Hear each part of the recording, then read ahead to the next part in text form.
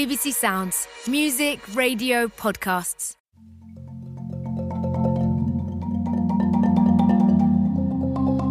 It's that time again. The BBC Food and Farming Awards are back for 2025.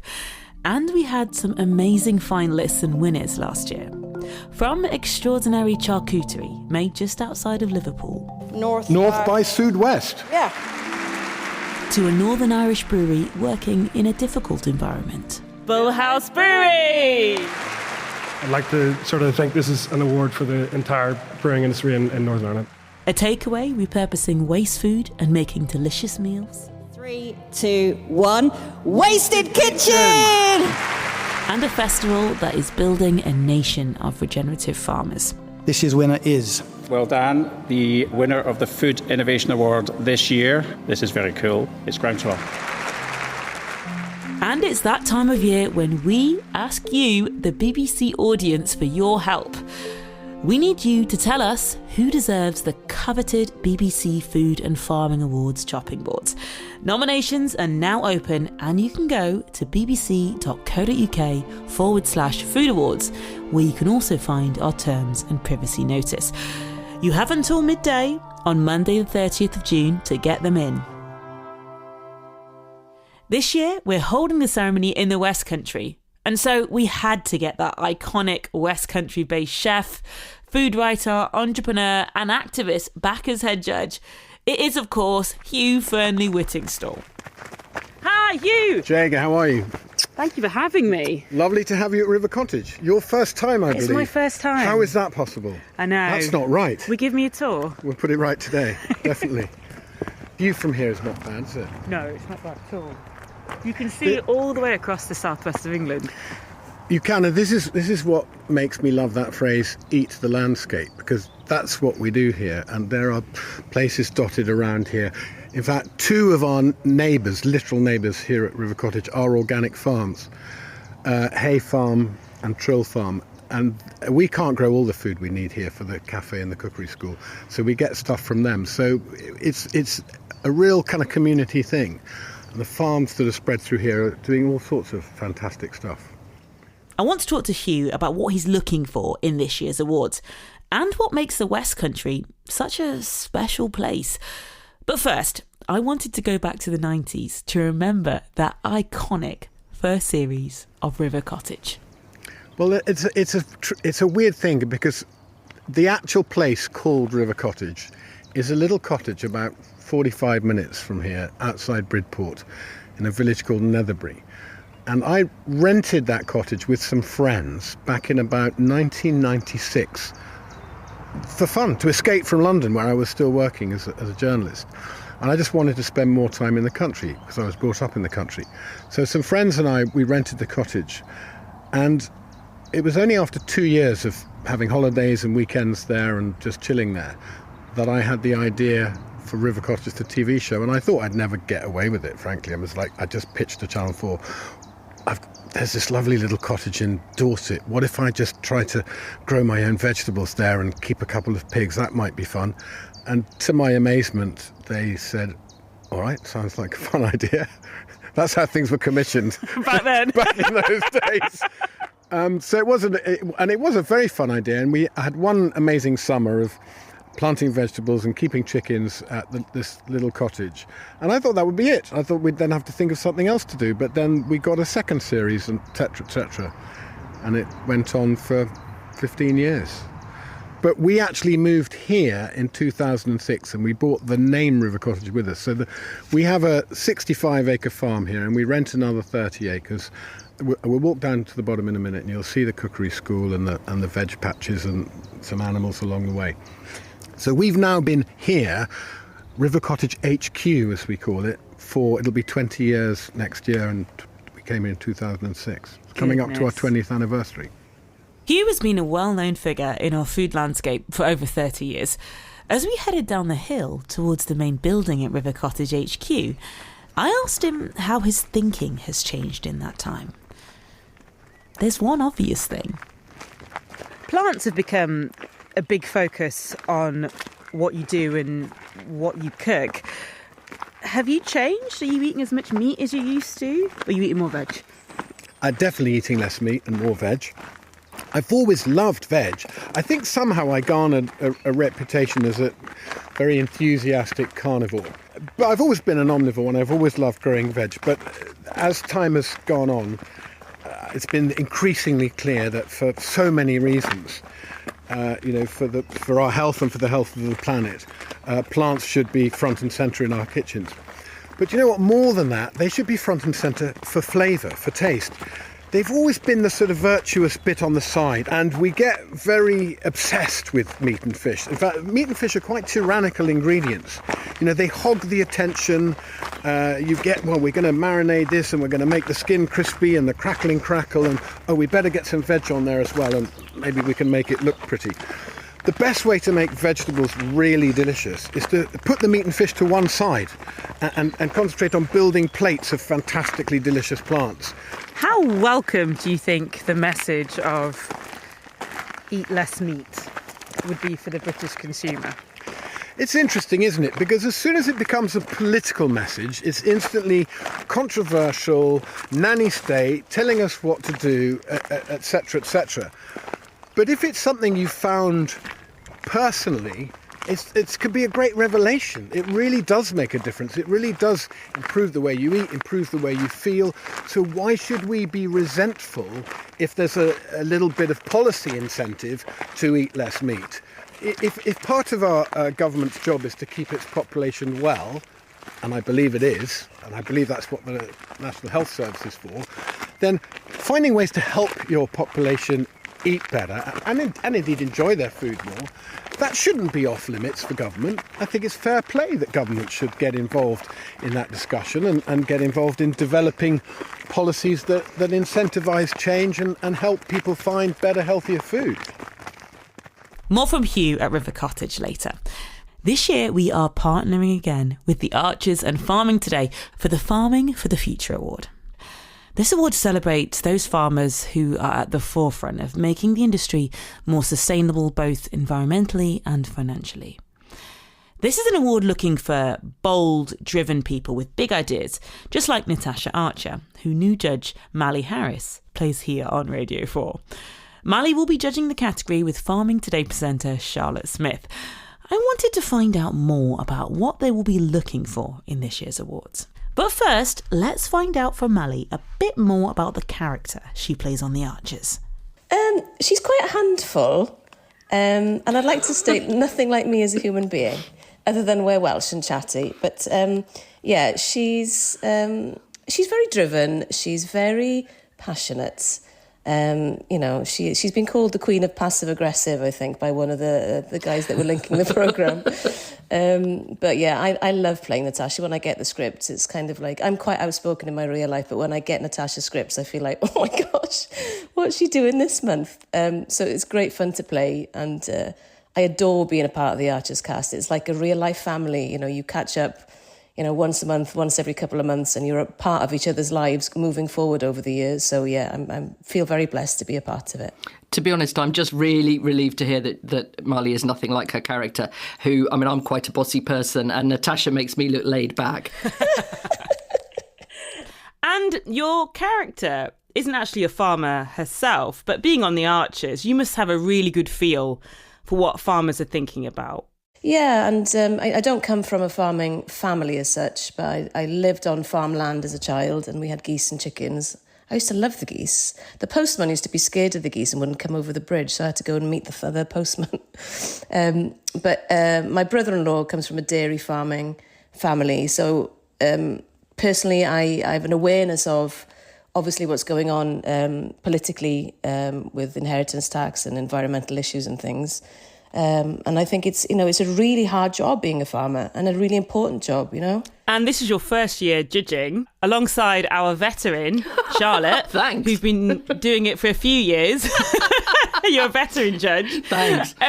Charlotte, what is important about these awards for you? As regular listeners to either Farming Today or The Archers will be aware, there are a lot of challenges in farming. And I think what's important about these awards is that they are a celebration. We celebrate what farmers are doing to make their businesses more resilient, both environmentally and financially. We celebrate what farmers are doing to look for the future, to build their businesses, to support the countryside, so that the next generation can have a future on the farm. And so I think that's what's important for me, that obviously Marley and I will get to nose around a lot of farms, and that's really, really fun. And what we're looking for is for big ideas that other farmers can adopt, or big ideas that are changing the way that the rest of us think about farming. And to be honest, it's just the most fascinating few weeks. I mean, Mally, Natasha Archer, she's a fantastic entrepreneur herself. You must be looking for that as a judge. Yeah, exactly. To find that spark, those ideas that make you think, wow, that's a fantastic way to move the industry forward. And, for me personally, it doesn't have to be like a massive project, or the scale of it is massive, so that the idea or the way that it's done is just pops out and makes me think, oh my God, that's something I would not have thought of, or that is a fantastic way of thinking. And Charlotte, what is a good way for people who are putting in their nominations to catch your eye? That is a very good question. I think you'll want to tell us loads and loads and loads about whoever it is that you're nominating, but try and start off with a sort of headline paragraph that distills it down, and then go into a bit more detail, because it's really hard when you're just looking at a piece of paper to get the idea of what's actually happening in a business. And what are some of the challenges that farmers are facing at the moment? Oh, God, where do you want me to start? Right. It is, I feel like I say this every year, but it is a tricky time in farming. I mean, for the past couple of years, we've been talking about flooding and waterlogged fields. We've now got a drought in parts of the country. All of that has a massive impact on what farmers do day to day and on their bottom line. And then we've got changes in politics. So the change in the way that farming is supported, a change in policies like the reintroduction of inheritance tax, which will kick in next year. It's all just a lot of change for people personally and for businesses to deal with. It's a lot of churn, a lot of stress. And so, that's just a tiny tip of the iceberg on what's happening. So I think that anything we can do to highlight good ideas and to celebrate good ideas is all to the good. What we'll find over the next few months is that going round farms is always utterly fascinating, and finding those people who are doing either big things or small things to make their businesses more resilient, both environmentally and financially, is just absolutely fascinating and very cheering.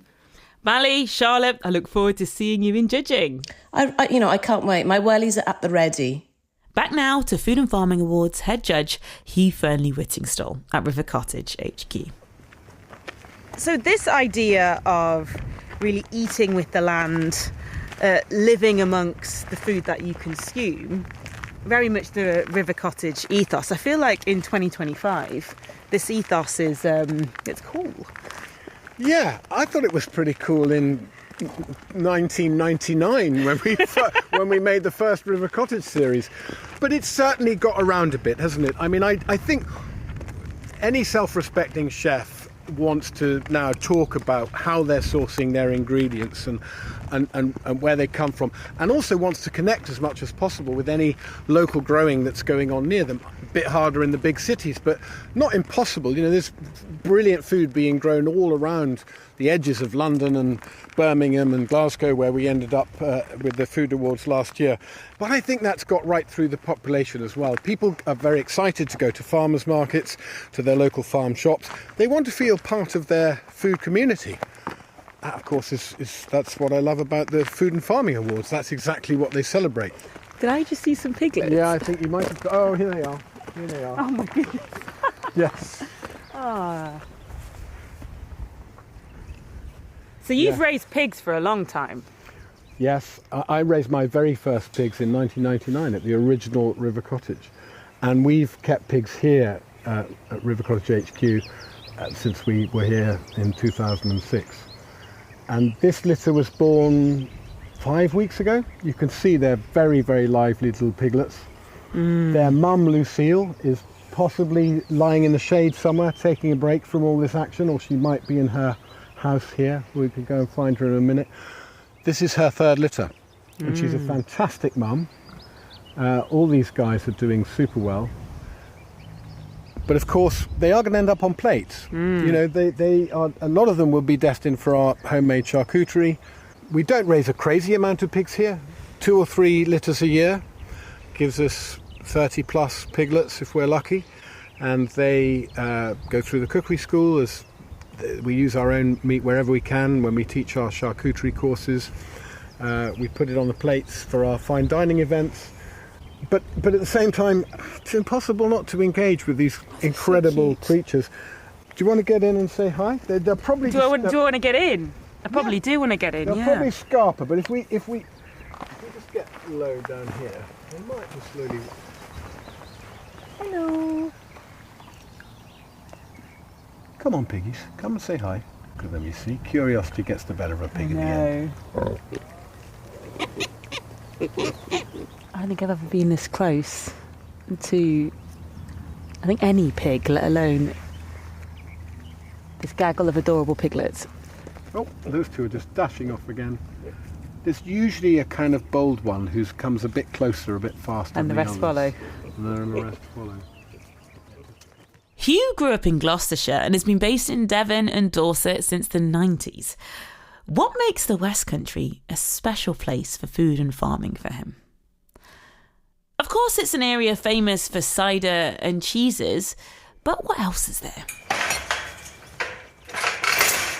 Let's not go rapidly away from cheese and cider, because they are both remarkably special things. I'm very fond of both of them. I mean, cheese, especially in the West Country, is phenomenal. A variety of different cheeses made obviously with cow's milk, but also goat's milk and sheep's milk. One of my favourite West Country cheeses, the cheeses from Feltham Farm, are made by a guy called Marcus Ferguson, who actually came and did a cheese making course here, and then became so obsessed that he set up his own cheese business. And for a while he was our cheese tutor here at River Cottage. So I'm very attached to stories relating to cheese.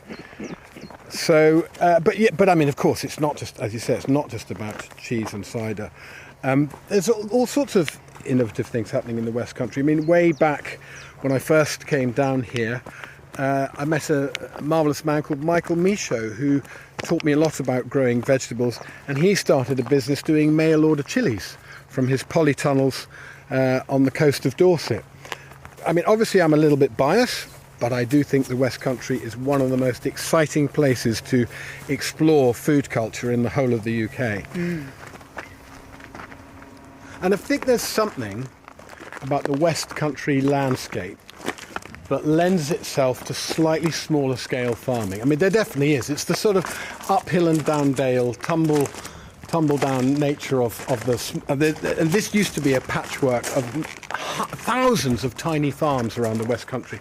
And of course, it's the way of the world and the way of farming that a lot of them have consolidated.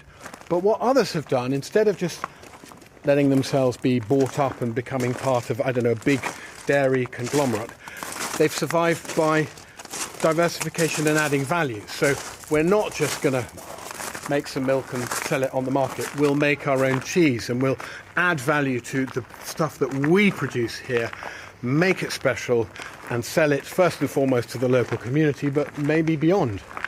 That's, for me, that's a key reason that food entrepreneurs have thrived so much here in the West Country. They've sought to add value, to hang on to the family farm and explore ways of how they can add value to their produce, whether it's by making cheese or charcuterie. And you've got so many small businesses and entrepreneurs that are still using the produce that they themselves grow on the farm. And with all those small businesses, is there a sense of collaboration? Absolutely, yes. They all tend to know each other from selling at the same farmers' markets, and they help each other out and share knowledge. There's definitely a big community, and it's a feeling that everyone's in it together. Not least because none of these people are doing this to get rich. They're doing it to maintain a way of life that they really believe in, and they want to see others around them succeed as well. They want to be part of a wider community of thriving food entrepreneurs. Our newest award is Digital Creator, where we're looking for those who are inspiring others to make different daily food choices or think about food in a different way. I want to know, for Layla Kazim, fellow food programme presenter and judge, what she was looking for this year. Well, firstly, I think it's a topic that absolutely everyone can relate to, because I mean, I don't know about you, but I don't know anyone who isn't on some kind of social media platform.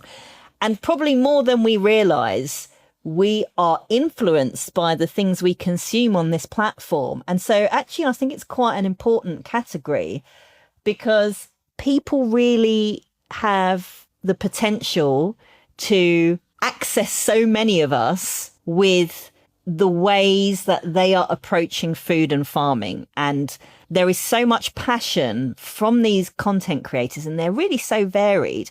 And I just think it's a really great tool to actually engage audiences who might not necessarily be that into that kind of stuff. For example, you know, we had Kenji, who was a finalist, and he documents his fermenting journey. And I know that there are people who watch his content who don't even necessarily ferment themselves, and it's not like it's a thing that they're into, but because he does it in such an engaging way, they want to learn more and they want to know more. And I think that is where the power of digital creators lie. They really have the ability to like hook people in to things that they didn't think they were interested in. And I think that's really important for food and farming, because these are two very important topics in all of our lives. And yet maybe people think that they don't have an interest in it. Then they see a really cool reel and they're like, oh yeah, I want to know more. I mean, explain to me, Layla, what is the Digital Creator Award about? What counts as a digital creator? I think it's anyone creating stuff that can be consumed online. So this can fall into so many categories, you know, videos, YouTube, Instagram, TikTok, writing, all sorts of things. And what the award is to me, I'll tell you what it's not. It's not about people who have the biggest followings, for example. What we are interested in is the quality of what they are creating and also what they are trying to say. What are they trying to tell a story? Are they trying to educate? Are they trying to make the people consuming their content think in a different way? And that is what I'm going to be judging on. I want them to convince me that the stuff they are creating has a sort of purpose. It's not just fluff, for example. Like there is, I want something behind it. I want some depth to it and some like kind of purpose. Nominate them indeed. So, Layla, I will see you at judging. Yes, I can't wait. And nominations open very soon for the BBC Food Awards. So get nominating. Yes, I want to see loads of great ones. And a reminder, you can read all about the awards at bbc.co.uk/food awards, where you can also find our terms and privacy notice. Nominations are now open and close on Monday, the 30th of June at noon. Hi, I'm Jaega. Hey, how you doing? I'm Tom. Wonderful. Show me around. Yeah, sure. I met a previous Food and Farming Awards winner who reflects that interconnected West Country spirit that Hugh spoke about. Westcombe Dairy, based in Shepton Mallet in Somerset, were joint winners of Best Food Producer with Pump Street Bakery in 2012. Back then, they were praised by head judge Angela Hartnett for their delicious raw milk cheddar.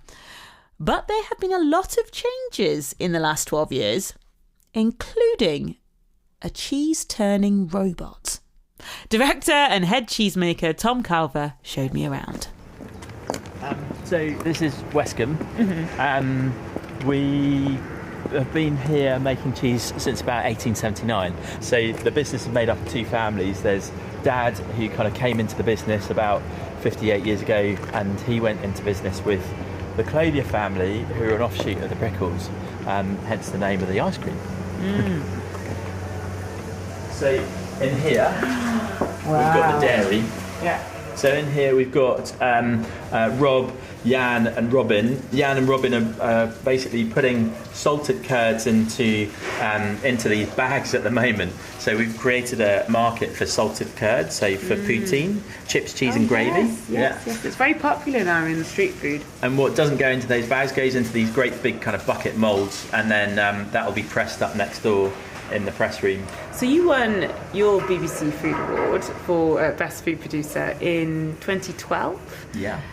What are some of the things that have changed around here? Oh my God, like there's so much. First of all, I tell everybody it's the best award to win ever. The recognition from just people, as opposed to just a few people, industry people, it's actually people who really care, and it's just incredible. It kind of really set us off on that whole kind of recognition that actually the pathway and direction we were going in was the right one to go, and just to have that exposure was absolutely incredible. What we've changed since then, I suppose we've zoned in on trying to farm better, be better custodians of our farmland, but also looking at farming as a way of producing food, which sounds perverse, but actually I think that a lot of the farming community sometimes, because we've kind of devolved ourselves into like you're a dairy farmer, beef farmer, pork farmer, then actually you can be a bit of a step away from the end consumer. What we've tried to do is look at the whole system a bit more holistically and actually seeing, is there any kind of byproducts that we're producing in one area that can be utilised and added value to in another area. Okay, so we're going over to the cheese store.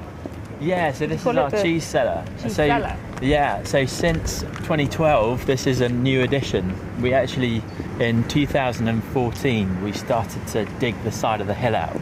We had this vision and idea that we really needed to store the cheese underground. So we dug the side of the hill out, and then you'll see inside. Oh, wow. The whole building was precast over in the Jura in France. We took a lot of inspiration from a French Comté affineur, and then basically brought it over from there. And then we used our local builders to put it all together. It was quite stressful, to be honest. The whole instruction manual was in French, and none of us speak French. So in here, this is our cheese stall. Come on in. Oh wow. Oh wow.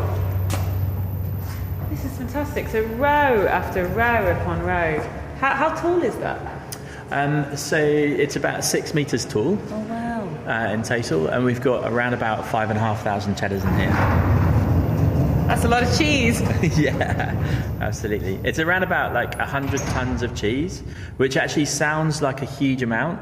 It's because it is a huge amount. Well, it is, but I mean, we're still one of the smallest cheddar producers in Somerset. Yeah, I can believe it, yeah. I mean, some of those like larger guys, when you're producing commodity block cheddar, they're producing this quantity in just one day. What happens in here?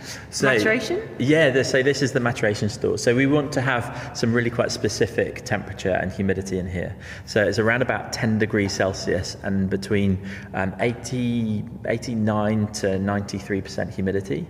We do that by, we're really lucky on the site. We've got springs in the side of the hill, and we pump the spring water through these pipes in the ceiling, and that allows this kind of cool air just to drop down the aisles, and then the cheese itself is fermenting, so there's a real gentle kind of like energy or heat coming off of the cheeses and creating that really nice kind of rounded airflow down and up the aisles.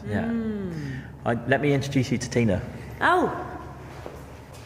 Is this the machine I've heard so much about? It's Tina, the robot. Yeah, so this is Tina the turner. She's just she's just made her way down to the bottom of the aisle down there, and all these cheeses have to be turned over.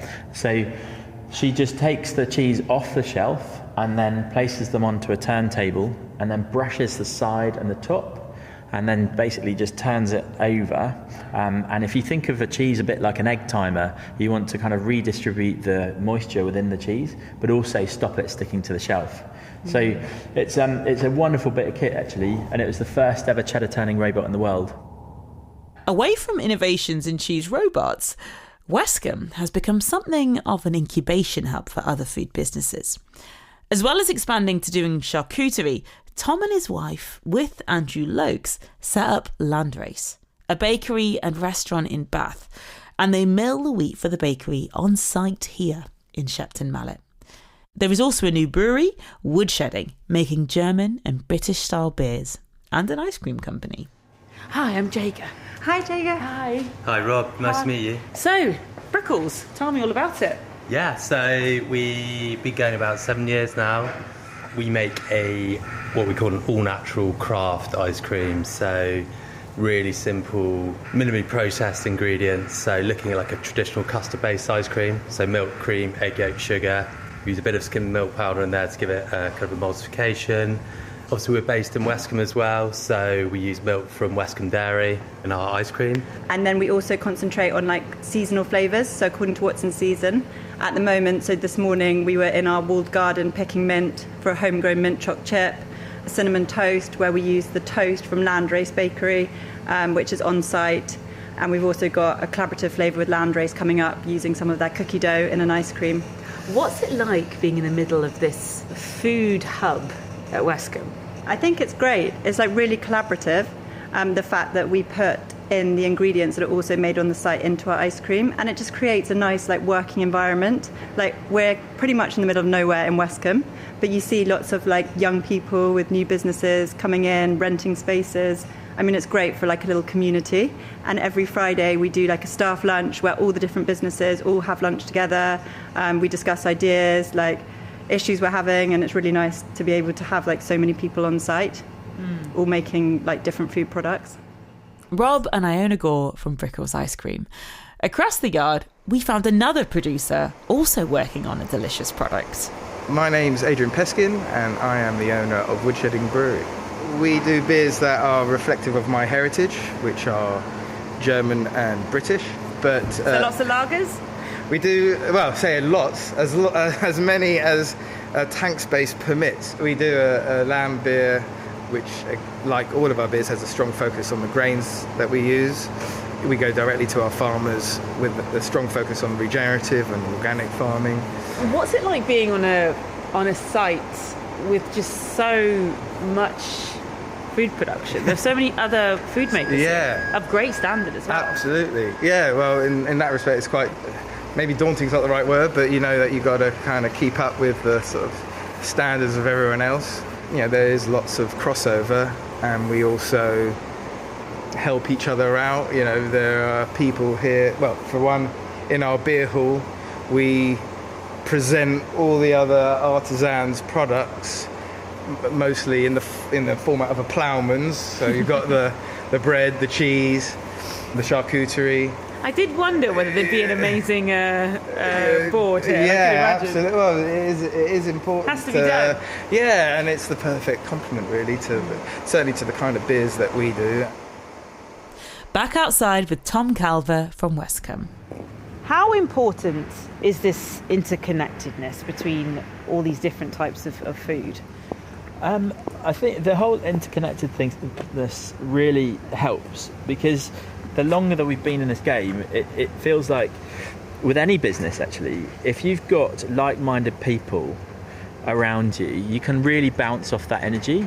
And also, especially if you're producing food, there's obviously usually some kind of byproduct that's actually being created through there, and you've got to really open your vision to see how can we utilize that, what is the opportunity there. And usually if you've got other enterprises around the place, you'll be able to fill a hole in their kind of operation. So to launch this year's BBC Food Awards, we've been down in Devon today. Do you think in this part of the country, in the West Country, is there an interconnectedness, a collaborative spirit between producers, do you think? I think there is. Being here in Somerset, you know, we've got our fiercest competitors in the cheese world are our bestest of friends. So that in itself is so collaborative. But also, you know, with all the other enterprises that we've got here, we're trying to champion the farmer, the actual grower, which I don't think has been championed enough over the years, especially when they're doing something very different and really new and exciting. I suppose what we're trying to do at Westcombe is provide some kind of platform for that to happen, and that whole kind of collaborative nature to really thrive and evolve. Our last stop at Westcombe was maybe the most unusual, the mill for Landrace Bakery. So milling is happening right now. I bet it's very loud. Yeah, come on in. Dusty? Have a look. Yeah. Oh, wow, okay. So this is Luke. Hi, Luke. Hi, sorry to disturb This is Jaega. Here and here. I'll do a virtual handshake. Yeah. You give it in flour. I am Luke Fowler. I'm head of production here at Landrace Bakery. So yeah, we trade in grain, which is typically an agricultural product, and then we convert that into flour, and we sell our flour by variety. I think England might be the worst in the world at this, but our flour classification is terrible, and I think that's part of the reason why people don't know what flour is. You know, we sell strong white bread flour, plain flour, or brown flour. That, you know, behind that there's a whole load of complexity of different wheat varieties, different ways of growing it, different standards, and you know, we sell our flour with the farmer's name on it. We sell Maris Widgeon, and that's a modern winter wheat which was bred in the 1960s, and it has a lower protein than you might expect from a certain bread flour, and we can tell that to our customers. And when we sell it on the bag, the first line is the farmer. It's, you know, it's getting bakers to see the flour as an agricultural product, and then it's getting farmers to see their, you know, 500 acres of arable crops as a foodstuff. I feel like you've created a mini food system here. Yeah, I mean, it's called agriculture for a reason, you know? Yeah. How can we actually get more culture back into agriculture? I think that's really, really important. And that's why, you know, at the beginning I was saying it's so much about the people and spotting the opportunity within the whole process that is so exciting. You know, how can we get young people into this industry, into agriculture, into food production, you know, just through these opportunities and getting the cultural system back. We've sat down in a nice sunny spot overlooking Hugh's veg garden at River Cottage, and we're going to have a chat. It's very nice of you to call it mine. There's a whole team. Our fantastic head gardener, Connor, who used to be our head chef actually, and his team take all the credit, and I just come here and pick bits off the lettuces and nibble them and enjoy the produce. It's looking marvellous. Well, now I've got you in this quiet sunny spot, I want to hear all about what you thought of last year's judging process. I loved it. I had a great time. I mean, I felt it was super special. It was a real honour to be involved. It's been a really tough time for farming. It's going to be tough for a few years yet, that's very clear.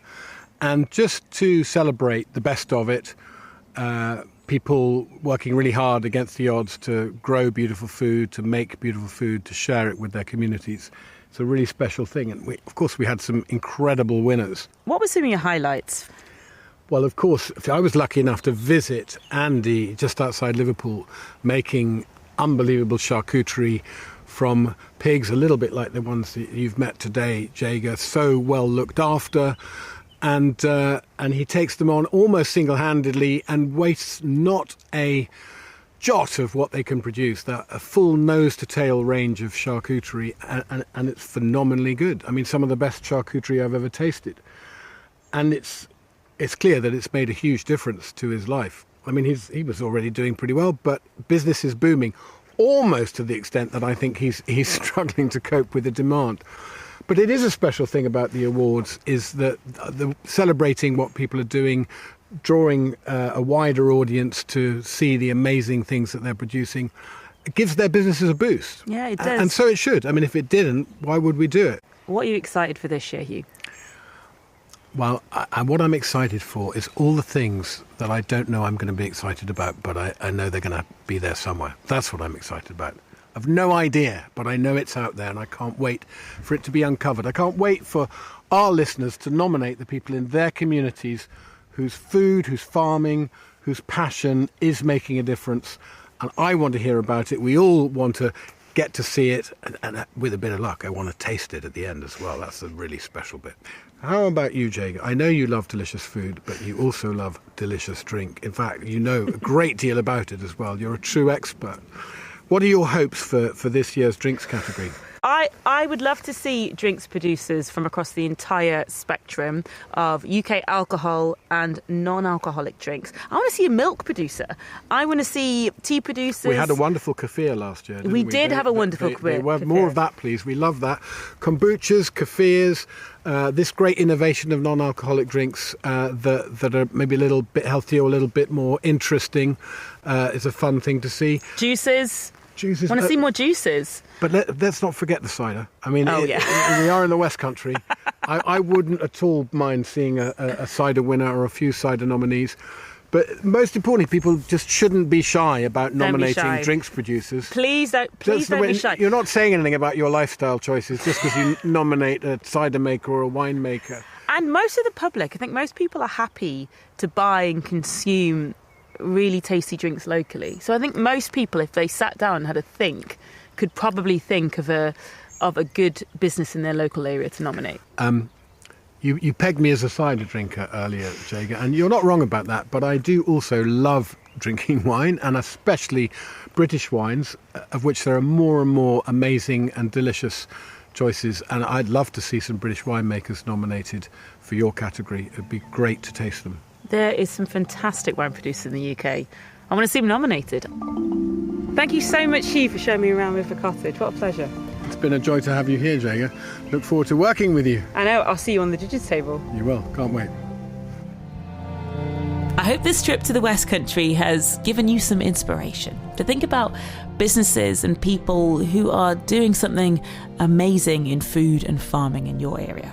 We want to see nominations from across the UK, Channel Islands and the Isle of Man.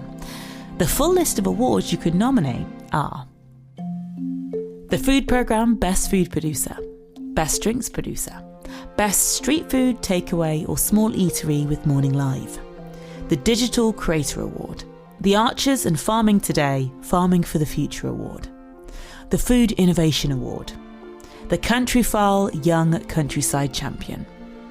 And you can nominate yourself as well.